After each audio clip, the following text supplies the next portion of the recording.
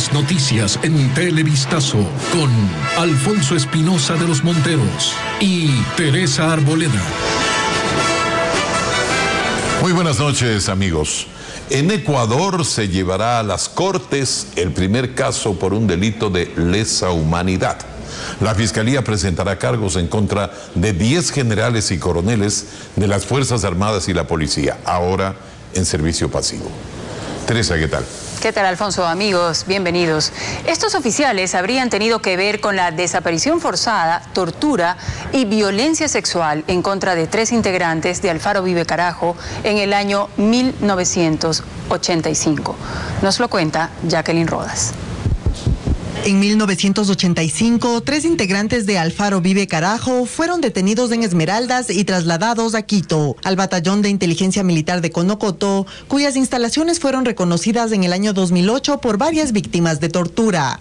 Se trata de Luis Vaca, Javier Jarrín y Susana Cajas, esta última actual asambleísta alterna de Alianza País. En su testimonio recogido por la Comisión de la Verdad cuenta: me aplicaron electricidad, me desgonzaron los brazos hacia atrás, pero lo fuerte fue lo sexual. Las torturas eran desnudas siempre. Es una agresión terrible. Hubiera preferido que me peguen. Luis Vaca incluso fue encerrado durante 3 años y su identidad fue borrada del registro civil. Ahora este caso se judicializará 28 años después. El próximo 1 de octubre, la Fiscalía presentará cargos en contra de 10 generales y coroneles de la Policía y de las Fuerzas Armadas por desaparición forzada, tortura y violencia sexual. Fidel Jaramillo, funcionario de la Fiscalía que está a cargo del caso, comenta la importancia de la audiencia. Lo que sucederá el día martes es obviamente histórico dentro de la historia judicial del Ecuador, dentro del Ecuador. Es la primera vez que se lleva un crimen de lesa humanidad ante tribunales. Según el Estatuto de Roma, del cual Ecuador es signatario, los delitos se convierten en crímenes de lesa humanidad cuando se cometa como parte de un ataque generalizado o sistemático contra una población civil y con conocimiento de dicho ataque. Para Jaramillo, lo ocurrido en Ecuador encaja perfectamente en esta definición. Estos hechos fueron perpetrados de una manera no casual. No suceden estos por voluntad de los rangos más bajos. Esto sucede por orden directa. Cuando hay todo este sistema atrás, es que se configura el crimen de lesa humanidad. A la diligencia asistirán los fiscales generales de Argentina, Panamá, Venezuela y Perú, países en los que ya se han juzgado casos de este tipo. A ver cómo se aclaran estas cosas. La Corte Constitucional se pronunció ya sobre los pedidos de consulta popular respecto de la explotación del ITT. Según los magistrados, antes de emitir un dictamen sobre las preguntas, las organizaciones solicitantes deben cumplir con el requisito del 105% de firmas del padrón electoral. El tema regresa ahora al Consejo Nacional Electoral, como nos informa Patricio Díaz. La Corte Constitucional definió mediante un dictamen el procedimiento para la convocatoria a consulta popular de iniciativa ciudadana. Se trata de una regla obligatoria que dispone al Consejo Nacional Electoral remitir a la Corte, junto con la petición de consulta, el informe favorable de cumplimiento de la legitimación democrática, que según el artículo 104 de la Constitución significa el respaldo del 5% de personas inscritas en el registro electoral. Es decir, 585.000 firmas de apoyo.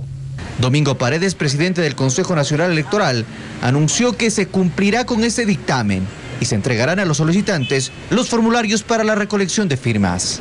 Y una vez presentado el Consejo Nacional Electoral, pasaremos nosotros a la revisión de las firmas, de la validez de las firmas, y una vez que hayan cumplido con todos los requisitos de ley, pasamos nuevamente a la Corte Constitucional.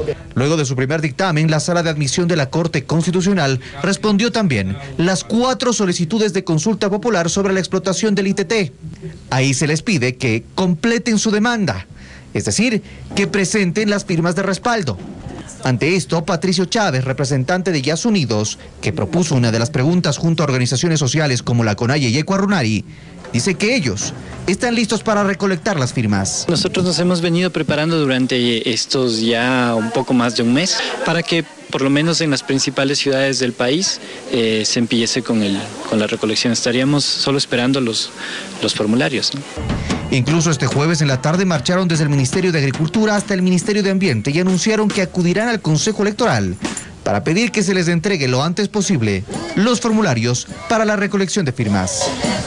Representantes de diferentes organizaciones sociales hicieron un baño simbólico en tinta para exigir una consulta sobre la explotación petrolera del ITT en el Yasuní. Antes presentaron un recurso judicial para evitar que 2 anuncios publicitarios del gobierno se sigan difundiendo. Rafael Hernández amplía esta información. Esto le pasará al Yasuní. Un baño de tinta. Integrantes de diferentes organizaciones explicaron que es su forma de rechazar la explotación petrolera en el Yasuní. Queremos empezar la recolección de firmas a nivel nacional porque el Yasuní se defiende y el Yasuní no se vende, compañeros. Más temprano ellos recorrieron la avenida 9 de octubre con carteles, con caretas y gritando para pedir que la Corte Constitucional apruebe una consulta sobre el Yasuní. Al final llegaron a la gobernación, donde un funcionario recibió una carta explicando su pedido. Más temprano algunos de ellos presentaron una acción de protección en uno de los edificios de la Corte de Guayaquil. Era contra 2 anuncios televisivos, el primero referente al Yasuní, el otro sobre el 30 de septiembre del 2010. Emilio Chong explica por qué. No vamos a permitir que sigan usando a menores de edad, que está prohibido en la ley, para hacer spot engañosos sobre el tema Yasuní y usando una maquinaria publicitaria para, de una manera u otra, sacar de contexto la verdadera realidad de la Amazonía ecuatoriana. Dicen que organizarán protestas similares en otras partes del país para continuar exponiendo su punto de vista. La actual fiscal subrogante Cecilia Armas respondió a las declaraciones del secretario jurídico de la presidencia, Alexis Mera, quien en una entrevista con Diario El Telégrafo la criticó por no abrir o no haber abierto una causa penal en contra de los funcionarios que firmaron los acuerdos de liberación a favor de Chevron y Texaco en 1995 y 1998. Armas ocupaba entonces el cargo de fiscal general del Estado. No tengo ninguna responsabilidad. Mi actuación es netamente jurídica, como en todos mis actos. Y yo estoy documentando y presentaré el informe primero al señor fiscal general. Y luego de eso el señor fiscal general hará lo que crea conveniente. Gracias por seguir con Televistazo. En sus pantallas, la fachada de la Corte Provincial de Justicia de la SUAY. Este edificio, en el que funcionan varias dependencias judiciales, fue inaugurado en Cuenca en el año 2009. Continuamos con más noticias. La Fiscalía tiene pistas de los posibles responsables del incendio ocurrido en el Parque Metropolitano de Quito. La próxima semana se tomarán varias declaraciones y se efectuará el reconocimiento del lugar. Alex Ceballos con el informe. Las últimas investigaciones de la Fiscalía han permitido obtener pistas que indicarían que fueron varias personas las responsables del incendio ocurrido en el Parque Metropolitano de Quito. Así lo informó el fiscal José Jaramillo. Tenemos elementos que nos orientan a identificar a varios individuos, los mismos que en su momento y cumpliendo las solemnidades que establece el ordenamiento jurídico ecuatoriano, se comparecerán ante la autoridad. Como parte de la investigación, la Fiscalía abrió una instrucción fiscal en contra de Andrés C., un estudiante de 23 años, quien escribió en su cuenta en las redes sociales estar muy apenado por quemar el Metropolitano. Además, incluyó una crítica por la explotación del Yasuní, algo que según el padre del joven investigado es una mala interpretación del mensaje.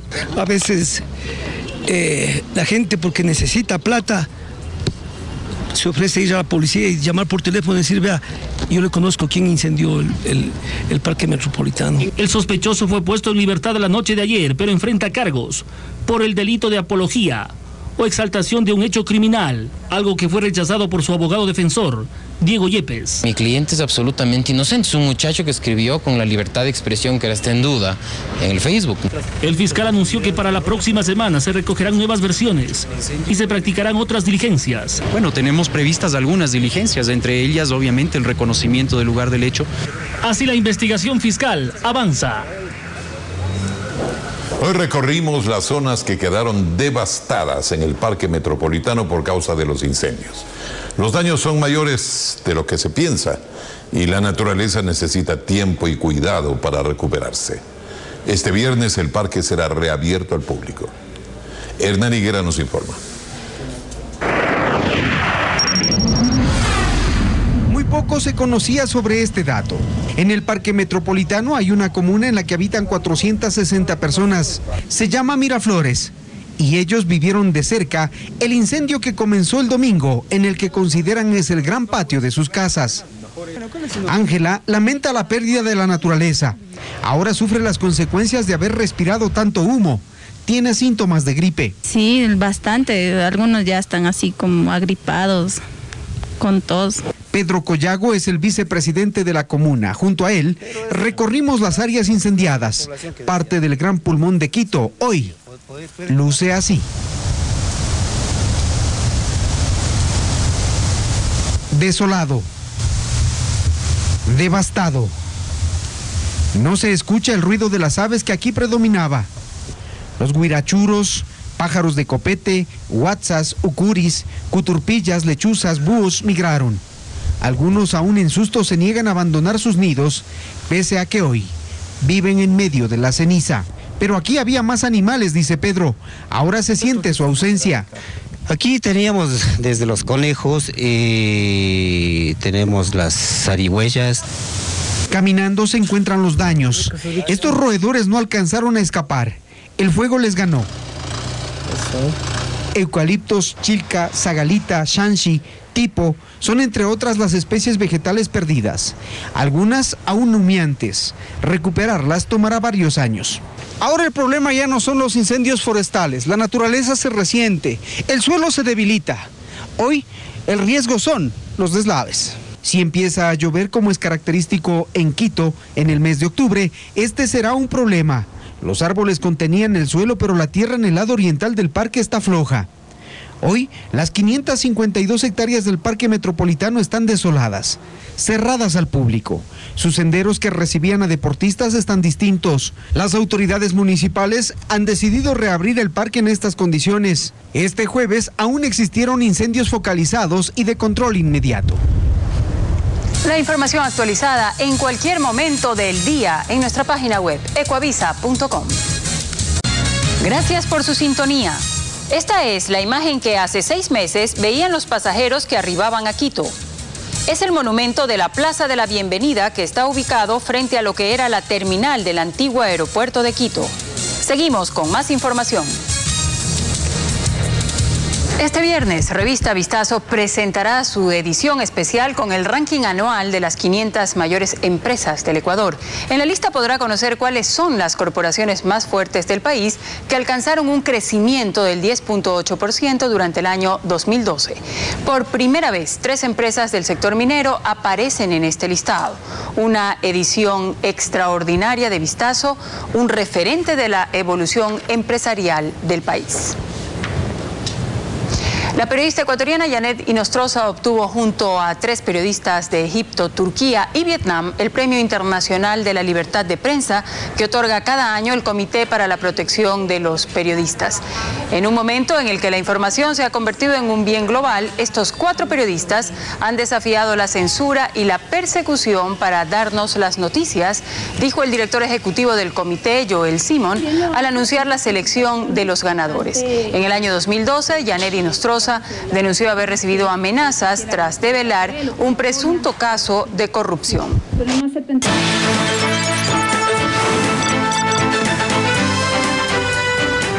Histórico encuentro entre Irán y Estados Unidos. Los cancilleres de ambos países se reunieron hoy en el marco de la Asamblea General de la ONU. Es el primer encuentro a nivel oficial entre ambas naciones en más de 3 décadas, desde que se enemistaron a raíz de la crisis de los rehenes por la toma de la embajada estadounidense en Teherán. Era noviembre de 1979, a inicios de la revolución islamista en Irán. 500 jóvenes asaltaron la embajada estadounidense. 66 diplomáticos fueron tomados rehenes en una crisis que duró 444 días y provocó el rompimiento de relaciones directas, que no se habían reanudado por las posiciones extremas de anteriores gobiernos en ambos países.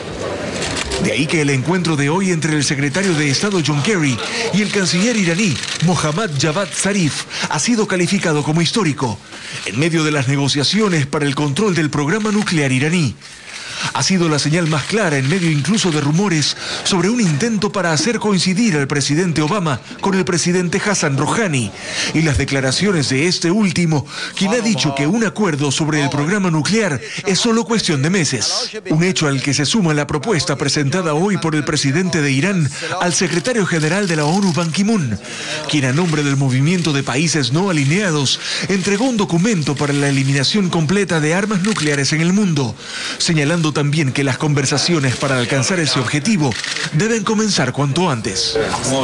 El presidente de la Autoridad Palestina, Mahmoud Abbas, pidió en Naciones Unidas que la comunidad internacional ejerza presión para un acuerdo de paz definitivo entre Israel y Palestina. Es la primera vez que Palestina interviene en la ONU como un Estado observador y en esa condición pidió además acciones concretas para frenar el avance de asentamientos israelíes en sus territorios. Revisemos ahora otras noticias del resto del mundo. La Interpol emitió una orden internacional de detención contra Samantha Ludwig, conocida como la Viuda Blanca. La mujer es buscada en Kenia por cargos de posesión de explosivos y conspiración, y se cree que participó junto a la milicia de Al-Shabaab en el asalto terrorista al centro comercial en Nairobi. El movimiento radical islámico, sin embargo, negó que ella fuera parte del grupo que protagonizó el ataque. Ludwig se convirtió al Islam y estuvo casada con uno de los suicidas que llevó a cabo los atentados contra el metro de Londres en el 2005. Hallan restos humanos en la estructura del crucero Costa Concordia. Los buzos encontraron 2 cadáveres que no habían sido recuperados tras el naufragio ocurrido en enero de 2012 frente a la isla del Giglio y que cobró la vida de 32 personas. Se esperan los resultados de las pruebas de ADN para identificar a las víctimas. Un análisis realizado por la NASA gracias a información y muestras recogidas por el vehículo explorador Curiosity muestran que hay una cantidad sorprendente de agua en el suelo de Marte. Investigadores determinaron que cerca de un 2% de la capa que cubre la superficie de Marte tiene agua. El hallazgo podría ser un recurso útil para futuros viajes tripulados al planeta rojo.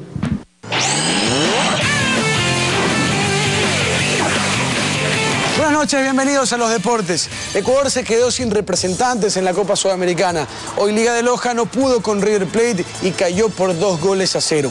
Robin Novoa nos preparó el siguiente informe. Fue el partido de vuelta por los octavos de final de la Copa Sudamericana. Liga de Loja visitó a River Plate, equipo que lo superó en casa 2-1. Para atrás Bermúdez, ahí está el gol, viene. La primera anotación del juego es conseguida por Teófilo Gutiérrez, pase de Lanzini. El colombiano desequilibrando en el marcador, así se fueron al descanso. En la etapa de complemento llegó la segunda conquista, Manuel Lanzini para el equipo de River Plate. Luego de sortear a todos los defensas, nadie le cierra el espacio y remata con pierna derecha. Ventaja suficiente para que el equipo de la banda acceda a los cuartos de final y espere a otro rival de su país como es Lanús. Liga de Loja se despide de la Copa. El técnico de la selección uruguaya de fútbol presentó la lista preliminar de los jugadores que participarán en el duelo frente a Ecuador y Argentina.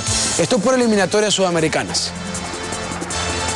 Uruguay definió a los elementos que utilizará en las 2 últimas fechas de las eliminatorias sudamericanas frente a Ecuador en Quito y al combinado argentino. El maestro Tavares eligió a los siguientes: porteros, Fernando Muslera, Martín Silva, Juan Castillo y Rodrigo Muñoz. Elementos en defensa: Diego Lugano, Diego Godín, José María Jiménez, Andrés Scotti, también Gastón Silva, Matías Aguirre Garay, Jorge Fusile, Alejandro Silva y Maximiliano Pereira.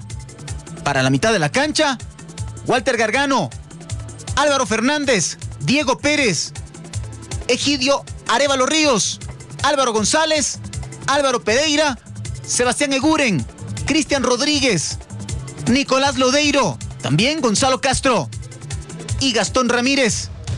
Finalmente para el ataque, Diego Forlán, Luis Suárez, Edinson Cavani, Cristian Estuani y Abel Hernández. De aquí saldrán los elegidos para los choques mencionados. El técnico de Ecuador, en cambio, entregará la nómina la próxima semana.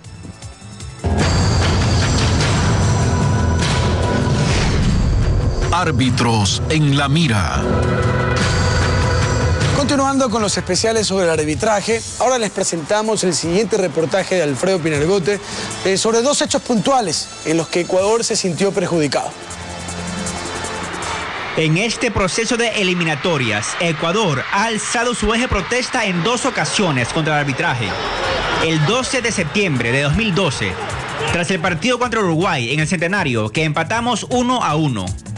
El árbitro paraguayo Carlos Amarilla no pitó un claro penal y expulsó a Luis Antonio Valencia.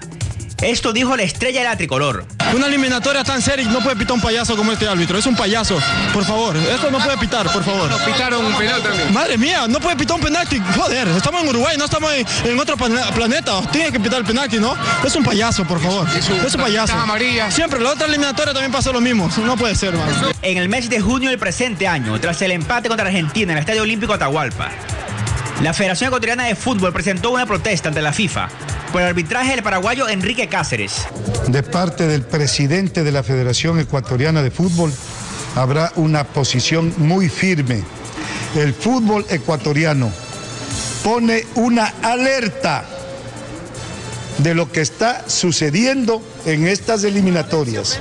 De nada sirvieron los reclamos. Contra Uruguay y Chile, la tricolor tendrá que hacer 2 partidos perfectos para no depender del arbitraje. ¿Qué tal, amigos de Gente? Muy buenas noches y bienvenidos. El argentino Noel Shahriz está de regreso a Ecuador para brindar un concierto mañana en Manabí. En esta nota veamos los detalles de su arribo, que ocurrió hace pocas horas.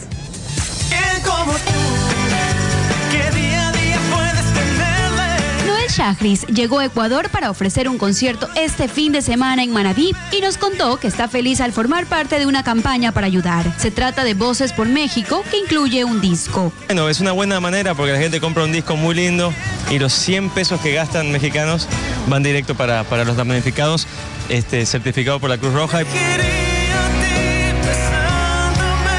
Su alegría es grande, pues acaba de convertirse en padre de una bella nena a la que llamó Enma y que es su motor de vida. Le compuse una canción, el disco entero, mi vida entera, todo es para ella. Apago la luz. El ex integrante de Sin Bandera es muy amigo de Juan Fernando Velasco. Juntos grabaron la canción Hoy que no estás. Pero ¿acaso lograrán coincidir en este recital? De hecho, yo le dije, ¿no querés venir a Puerto Viejo? Y me dijo, tengo un show, sí, entonces no iba a poder, pero le mando un abrazo grande. Mañana Puerto Viejo disfrutará de los éxitos de este artista en la Quinta de Guillén, un romántico concierto. A la gente del segmento Gente, cuídense mucho, Noel Shahriz. Bye. Y el cantautor Luis Eduardo Aute regresó a Ecuador para presentar sus nuevas canciones, incluida en su nueva producción El niño que miraba el mar. Esto lo hará en un cine concierto del que le contó a María Cecilia Moreno. Cierto que huí de los fastos y los oropeles. Desde hace poco tenemos en nuestro país a Luis Eduardo Aute, un trovador con una trayectoria llena de románticas canciones de letras oníricas, sensuales y fuertes que nos envuelven en poesía. Y con esto, ¿quién pensaría que se inclinó por la música luego de creer que la pintura sería su camino? Fue en la década del 60 que las melodías comenzaron a surgir. No sé, cada canción tiene su porqué, nace de un momento determinado, nace de un estado determinado y cada una tiene su razón de ser un poco, ¿no? Lo de escribir canciones fue un accidente, sigue siendo un accidente, es algo que no puedo evitar, pero todo es accidente, hasta la vida es un accidente, ¿no? Aquí estamos accidentalmente, ¿no? Quítate el vestido, las flores y las trampas, ponte la desnuda violencia que recatas y ven a mis brazos, dejemos los datos, seamos un cuerpo. Puntos suspensivos. ¿Será acaso Anda un accidente? Lo dejamos a su criterio, pues esta se suma a su antología de éxitos junto a su nuevo disco, El niño que miraba el mar, el que trae un DVD con el cortometraje El niño y el basilisco, dirigido por él y graficado con sus dibujos, y en el que narra la visión de un pequeño y su futuro, cuya imagen aparece en la portada, y es justamente el autor en su infancia. Este video completo lo proyectará en su show, al que define como un cine concierto. Aún resuena en su cabeza el bombardeo de una guerra de que nunca nunca falten entonces las palabras para que las escriba Aute. A él lo podremos ver mañana en Guayaquil, en la plataforma del MAC, y el sábado en Quito, en el Ágora de la Casa de la Cultura. Los dos conciertos serán a partir de las 20 horas. Y Ecuador tiene una nominación al Grammy Latino en la categoría Mejor Empaque. Esto fue gracias al trabajo gráfico de Belén Mena para la producción musical de Taitas y de Mamas. María José Hidalgo nos muestra más de su trabajo.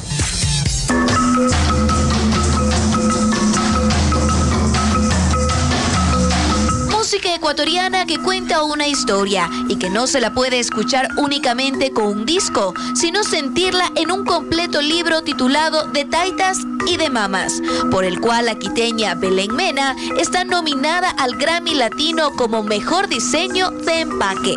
De Taitas y de Mamas nace hace muchos años un trabajo de Vivis como productor principal, Pepe Avilés, que es el fotógrafo, que ellos han estado detrás de capturar y rescatar la esencia de estos músicos que ya están en la tercera edad y que realmente viven a veces en condiciones que uno nunca se imagina. Don Nasa, Julián Tucumbi, Papá Roncón, Mariano Palacios, Las Tres Marías y Mishki Cuyumbu son reflejados en stickers, postales, texturas, letras de canciones y colores que dan vida a ese material que hoy es valorado a nivel internacional. La nominación también ya es bastantísimo para nosotros, estamos felices y nos encantaría ir. Esperemos que logremos levantar los fondos necesarios para poder ir al menos unas 6 personas del equipo. De Taitas y de Mamas, un trabajo que tiene todas las condiciones para llevarse el Grammy Latino el próximo 21 de noviembre en Las Vegas, Estados Unidos. Bueno, pues estaremos muy pendientes. Un beso enorme a todos. Pasen una buena noche. Chao. Ayer Televistazo presentó la historia de Olger Díaz, un padre de familia que tiene a su hija de 5 años en Italia. Él solicitaba a la Cancillería que ayude a traer a su pequeña al Ecuador después de que hace 4 años la menor quedó huérfana al morir su madre. Hay respuesta de la Cancillería.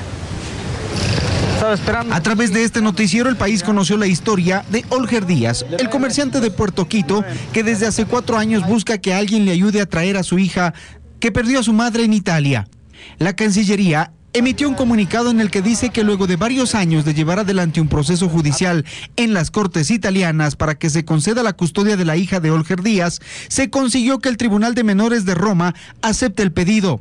La menor regresará al Ecuador para reencontrarse con su padre entre marzo y abril del 2014, conforme lo señala la sentencia. Antes de la repatriación de la menor, Olger Díaz, su padre, deberá viajar a Italia por un periodo para iniciar la transición de vida de la menor a su nuevo hogar en el Ecuador. Se va a cumplir 1 año desde que se reformó la ley de héroes y heroínas y todavía no se tiene la lista de quienes recibirán este reconocimiento, que en un principio estaba dirigido solo a militares que pelearon en la guerra. Carolina Mela nos explica que ahora cualquier persona que demuestre un acto heroico puede recibir este mérito y sus beneficios. Estas son las piernas de Nelson Castillo, teniente en servicio pasivo, excombatiente del CENEPA. El 28 de febrero de 1995, en pleno conflicto entre Ecuador y Perú, Nelson fue enviado a la frontera sur. Fue el día en que cayó en un campo minado. Es como una descarga eléctrica que uno siente el momento que ya se queda mutilado. Yo me di cuenta que me quedé ya sin piernas desde el primer instante y creo que parte de mi recuperación fue el que nunca perdí el conocimiento. Llegar al hospital fue toda una odisea, que empeoró el estado de salud del teniente. Después de 1 año y 10 operaciones, Nelson pudo ponerse nuevamente de pie, pero sobre piernas ortopédicas. Desde ese entonces, aunque la guerra del CENEPA terminó, para quienes sobrevivieron, la batalla continúa. Crear una ley que reconociera su esfuerzo es una de las victorias ganadas, con la aprobación de la ley de héroes y heroínas. Si la ley está aprobada, si el reglamento está aprobado ya, No sé qué está esperando el Consejo de Participación Ciudadana para pedir los listados al Ministerio de Defensa. El Consejo de Participación Ciudadana, que debe establecer la lista de los héroes y heroínas, explica que el retraso es por los cambios que ha sufrido la ley desde su aprobación en el 2011. La primera lista, que incluía solo a 1.400 militares que pelearon en la guerra, desató una serie de protestas de quienes también exigían ser considerados. Así que esa lista no fue válida. Y la Asamblea reformó la ley en octubre de 2012 con un propósito: ampliar el perfil del héroe. Francisco Bonilla, presidente de la Comisión del Consejo de Participación Ciudadana, describe el nuevo perfil. Puede ser considerado héroe o heroína cualquier ciudadano o ciudadana ecuatoriano. Es decir, este proceso está abierto para toda la ciudadanía que pueda acreditar. Además del acto, tiene que ser un acto verificable. Es decir, todo ecuatoriano y ecuatoriana que haya hecho un acto heroico puede recibir, entre otros, los siguientes beneficios: una pensión mensual equivalente a 2 remuneraciones básicas unificadas, becas completas para cursar sus estudios hasta el 3er nivel, una vivienda y acceso preferencial a los programas sociales impulsados por el Estado. Según la Comisión del Consejo de Participación Ciudadana, en estos meses se han dedicado a socializar la ley y recién en noviembre abrirá la convocatoria para receptar las postulaciones, que se podrán hacer durante 2 meses. No será hasta el 2014 que se reconocerán a los héroes del país. Algunos ya han esperado mucho. Con esto concluimos. Más información, como siempre, en Telemundo. Que tengan buenas noches.